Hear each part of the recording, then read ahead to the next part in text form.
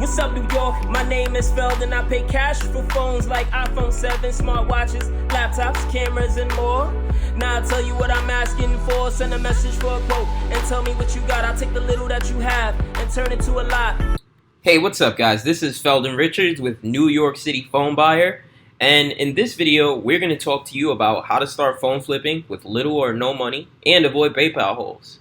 The reason I decided to make this video is because I've been getting a lot of messages from people telling me that they want to start the business, but they don't really know how to deal with some of the common issues like selling online and dealing with PayPal holds, because PayPal holds your money sometimes for 20 days to 30 days. And I wanted to give some insight on how to deal with these issues. So, number one, when you make a new eBay account or a new seller account, period, and you start selling on PayPal, depending on the price that your items are being sold for, it is possible that they can place holds on your account.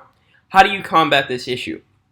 Well, the best way to do it, and the way that I do it, myself and many of the others who've been doing this for a long time, we do signature confirmation on delivery.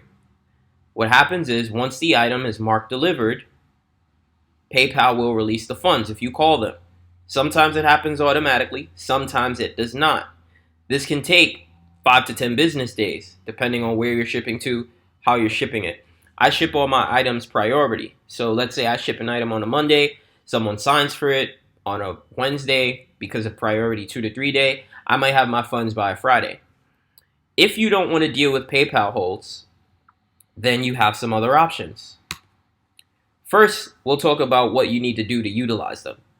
Step one, you need to open up a bank account. You need to open up a bank account. The bank that I recommend is Chase Bank. You can open an account online. They can mail you a debit card in the mail in a couple days. There are pretty much Chase branches in every state as far as I know. If not, I would still open up a Chase account because Chase is a great bank to work with if you're going to be moving money in and out a lot. I would recommend getting a business account if you can. If you don't know how to do that, you guys can comment below, message me, get you a business account. That's very, very important. You don't want to mix business and personal. PayPal invoices. You want to start slowly. Going back to my earlier point, the reason that I say start slowly is because if you start aggressively selling high value items on PayPal, this could get your funds placed on hold. Typically, if you get started out and you're selling, low end stuff, $100, $200, you do a PayPal invoice, you have a new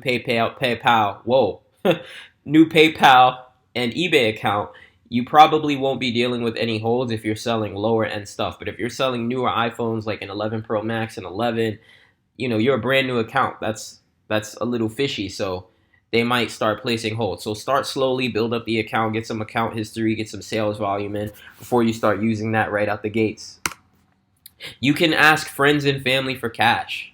If you need financing for while you're dealing with the PayPal holds, you can ask friends and family for cash. This is not my favorite way to do it because it relies on other people. So I would always start by selling junk in your house that you don't need or things that you're willing to part with. Maybe an old video gaming system. Maybe you have a newer model iPhone. You can sell your iPhone and downgrade, or your Samsung. Or you could sell your Samsung for cash, and you could use the cash from your sale to buy an older model phone, and then you could always upgrade again later when you get some more money. Like, these are just some ideas to help you guys build capital and start the business with little to no money. When I got started, I had an iPhone 7 and I sold it for, I think it was like $100 or $200 because it was still financed on T-Mobile. I paid the bill off and everything, so person was still able to use it, but I sold it for really cheap because I just wanted to get some cash. This was like 3 years ago. Well, yeah, 3 years ago, end of 2017. I started a repair business. I made a little bit of money doing repairs. That's how I built up my cash. Rewinding time, if I didn't do the repairs, I would have figured something else out. I had a whole bunch of stuff in the house that I could sell. So there are always ways to make it happen. Like, don't give yourself excuses. Don't play the victim. There are ways for you to make money and get money for you to start your business. There are so many opportunities. It's 2020. We live in a gig economy. There are sites like TaskRabbit, Uber. There are surveys that you can do online. There are tons of ways to make money and generate capital to start your business. So don't let that be a reason that you don't get started in the phone flipping business. You're watching this video either because you're in the business already and you're having trouble managing money and raising capital, or you're looking at the business and trying to figure out if it's a good option for you. You do not need loads of cash to start this business. There are people who start this business with $50, $100. It does limit the items that you're able to buy, but it is very, very, very, very possible to start with little to no money. You just have to get creative and think outside of the box. This business has done a lot for me and my family. It allowed me to leave my job last year in May when my baby was born. And I'm sharing this with you guys, just being completely transparent. You will not, start today and quit your job tomorrow. It takes work.